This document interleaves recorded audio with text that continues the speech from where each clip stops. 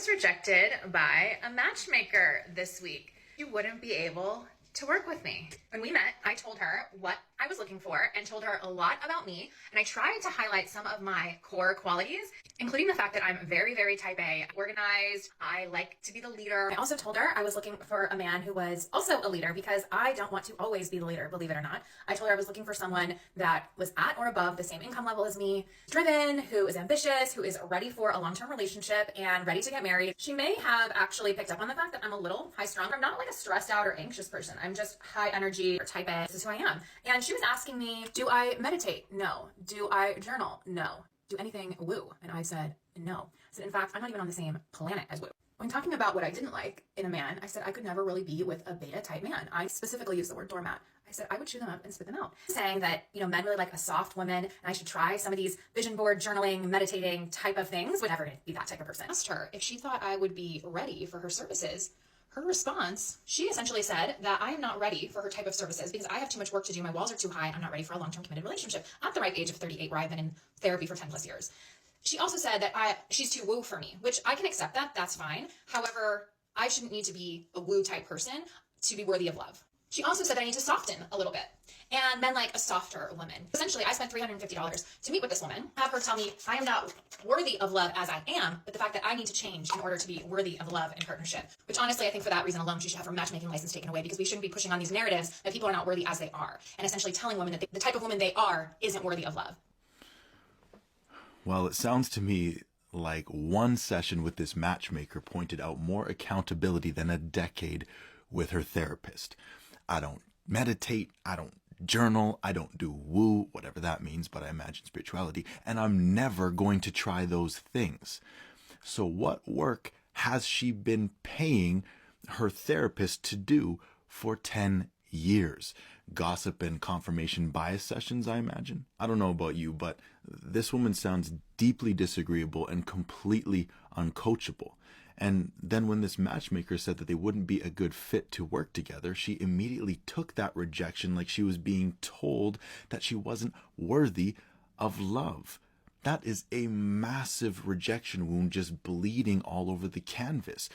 Hence why she went on the attack, spewing verbal vomit all over the internet and demanding her money back and the end of that matchmaker's career. Once again, this is the type of inner work and awareness that I imagine 10 years of therapy would touch on. That is the refund that she should be looking for. I think that the matchmaker's refusal to work with her was actually very professional. Rather than accepting more money from a client she didn't believe she could provide the right value to, she kept it real. She let her know that they wouldn't be a good fit and gave some constructive criticism and a suggestion towards cultivating more internal soft skills like exploring emotions and spirituality. Not once did she say that she wasn't worthy of love, and I also find it interesting to have such an aggressive response to criticism and accountability while also claiming to want to be with a man who is a leader.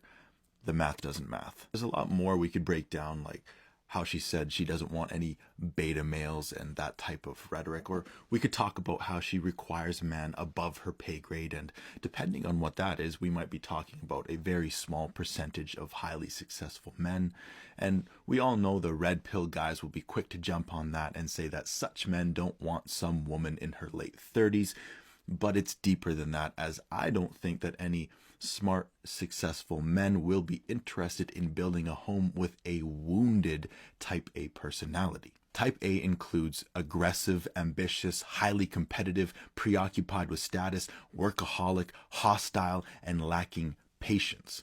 While these traits can make you a shark in the corporate world, who wants to come home and raise kids with someone like that?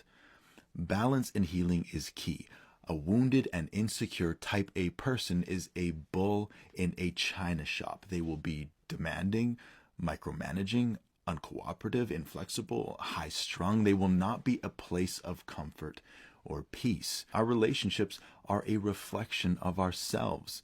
If I was a betting man, I would bet that the only types of men who would be willing to put up with such wounded type A energy would ironically be the betas, the wounded men who lack boundaries and backbones, who will cater to all the demands, men who are looking for their mothers, the men that she said that she would chew up and spit out, while some of the more alpha types may stop by for some milk from time to time, but they will not be buying the cow. Anyways, those are some of my thoughts on that. What do you think? The reason why you're single and miserable is because you're dating men that don't want to date you. Like this or like this. No. Back me up here in the comments, ladies, because giving the ugly guy a chance often backfires, doesn't it? Men who see themselves the way this woman is suggesting that you see them as lesser than, often turn out to be controlling and manipulative and validation addicted, and they try to humble you and devalue you because they are insecure and fearful. Handsome, successful, confident men may actually treat you better because they're less reliant on you for validation, and they may even be less likely to put looks on a pedestal because they won't take crap just because you're pretty. And maybe that's what this is really about. In my opinion, if you are intentionally picking uglier people because you think that means that they will treat you better, you are the problem. If you are equating looks with character qualities, that exposes your depth, and your relationships will reflect that. Let go that ego. Stop giving ugly guys a chance. Stop it. Beautiful women giving ugly men a chance. No. I'm going to say exactly what I said to the woman who was saying to go for the uggos. If you are someone who is intentionally strategizing to get better treatment or to feel safer solely on the basis of another person's looks, you are the problem. If you are choosing a man because you think his looks make him less than you and now he owes you for your charity work, that is uggo energy that will only align you with insecure men who will mistreat you and devalue you and play you. Our relationship patterns are a reflection of us, and it's an internal reflection no matter what the external looks like. No healthy, secure man will align himself with that type of disrespectful energy. It is insecure girls who use uggos to feel secure. Two sides of the same ego-based coin. Focus on his values and how he treats you. And of course, pick someone your body wants to procreate with. I hate to be the bearer of bad news, but that is in fact not completely cap. I can't remember the exact statistics and studies on this, but in essence, women are far more picky with their hookups than men. If we think about it strictly biologically speaking, hookup culture has a lot more severe risks and consequences for women. It's not fair, and it does not justify anything that men do. Hooking up with strangers is not all that safe for women physically, and even the consequences of intimacy, which is childbirth, well, a man can be in there for about 5 seconds, dip, he's gone, and now you have to raise a child for the rest of your life. Back to the topic, studies show that women's standards for hookups and long-term relationships both remain relatively high, whereas men's are high for long-term relationships, but go out the window for hookups, which is pretty disappointing. He's literally a glorified janitor playing me. Consider that a weak, wounded, overinflated ego can't handle losing to a loser. Like, a lot of people get caught up chasing people and getting bent out of shape like, how dare you? I am the prize. Look at me, I'm out of your league.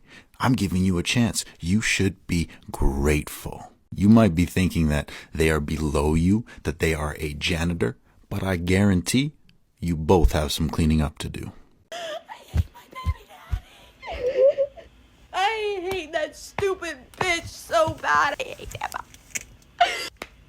I have never hated a mother more in my life. Stupid. Hold your judgment, because we don't know this woman or what she has been through. If your immediate reaction to seeing someone in pain is blame and judgment, check yourself. Now, I will say, someone who turns on their camera and hits record and then publicly posts themselves hyperventilating and having a mental breakdown, that is a major red flag in my opinion. But I honestly hope videos like this can serve as a warning, because there are so many women out there right now who are in this exact situation. But if they were honest with themselves, they made the bed that they are now sleeping in. It is always 2020 in hindsight. They ignored the red flags. They were more concerned about being chosen by some guy than they were about choosing the type of man that would make for a good husband and father. I see far too many women who are so desperate to be loved, they completely ignore reality. That man was never a good man, little sis. But when you're desperate for something, you will buy anything.